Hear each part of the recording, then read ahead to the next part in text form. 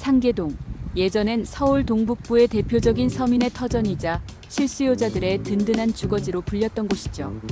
그런데 요즘 이 동네에서 나오는 이야기들이 예사롭지 않습니다. 몇 년 전만 해도 지금 아니면 못 산다, 집값은 더 오를 거다는 말에 대출 끌어모아 아파트를 산 분들이 많았는데요. 이젠 그분들의 얼굴에 웃음 대신 깊은 한숨이 자리 잡기 시작했습니다. 왜 그럴까요?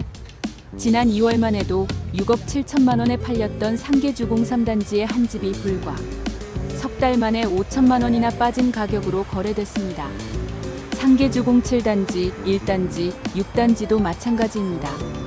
하나같이 몇 천만 원씩 줄줄이 내려갔죠. 누가 보면 오히려 기회 아냐? 하실 수도 있겠지만 그 안에서 살고 있는 사람들, 특히 영끌에서 샀던 분들에겐 이게 기회가 아니라 절망일 수 있습니다.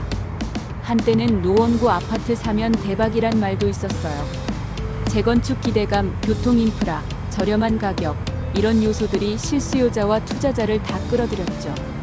그런데 막상 시간이 흐르니 재건축은 지지부진하고 속도는커녕 사업성도 안 나오는 상황입니다.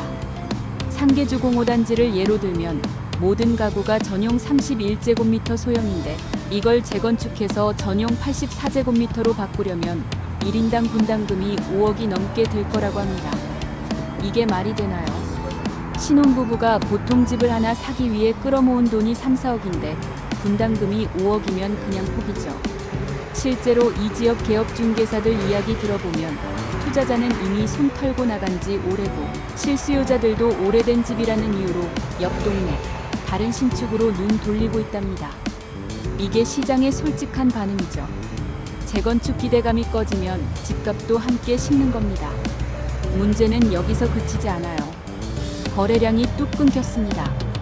3월엔 591건이었던 노원구 아파트 거래량이 4월엔 397건, 5월엔 226건으로 계속 줄고 있어요. 가격이 떨어져도 매수자가 없다는 게 무서운 겁니다. 특히 대출을 끼고 샀던 분들은 상황이 더 절박합니다.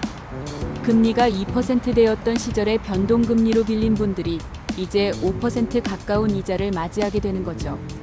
이자가 2배가 되니까 집은 팔리지 않고 월상환액은 감당 안 되고 결국은 집을 경매로 넘겨야 하는 상황까지 몰리는 겁니다. 노원구가 서울에서 가장 높은 대출 비율을 기록했다는 것도 이런 상황을 뒷받침해줘요. 집값이 계속 떨어지는데 대출 원금은 그대로고 이자는 오르니 그야말로 숨막히는 상황이죠. 이미 경매로 넘어간 건수도 올해 4월까지 이미 916건이나 됩니다. 작년보다 조금 줄었다지만 여전히 심각하다는 말이 딱 맞습니다. 이런 상황을 마주한 중개사들도 속이 타긴 마찬가지예요. 예전엔 매도 물건이 귀해서 계약서를 서로 먼저 쓰겠다고 줄을 섰던 시절도 있었는데 지금은 몇 억을 깎아도 연락 한 통 없는 집들이 수두룩합니다. 팔아달라고 간절히 요청하는 집주인들의 목소리는 절박한데 시장은 그 목소리에 반응을 안 해주니 참 안타까운 현실이죠. 결국 이 이야기는 단순히 노원구, 상계동만의 문제가 아닙니다. 급등기에는 다들 빨리 안 사면 손해라는 조급함에 휘둘렸고 이제는 그 조급함의 대가를 혹독하게 치르고 있는 겁니다. 금리가 오르면 집값이 내려갈 수 있다는 단순한 원칙, 그리고 재건축이라는 건 단시간에 결과가 나오지 않는다는 현실을 간과했던 대가죠. 누구도 정확한 미래를 예측할 순 없습니다. 하지만 분명한 건 조급함보다는 냉정함이 필요하다는 겁니다. 집은 사는 것이기도 하지만 사는 동안 감당해야 할 책임이기도 하니까요. 지금 이 순간 속 타는 분들께 쉽게 위로의 말은 못 드리겠지만 시간이 지나면 분명 다시 숨 쉴 틈은 찾아올 겁니다. 다만 그 시간이 언제일지는 다시 한번 냉정하게 생각해 볼 수 있어야겠죠. 좋아요, 구독, 알림 설정도 부탁드립니다.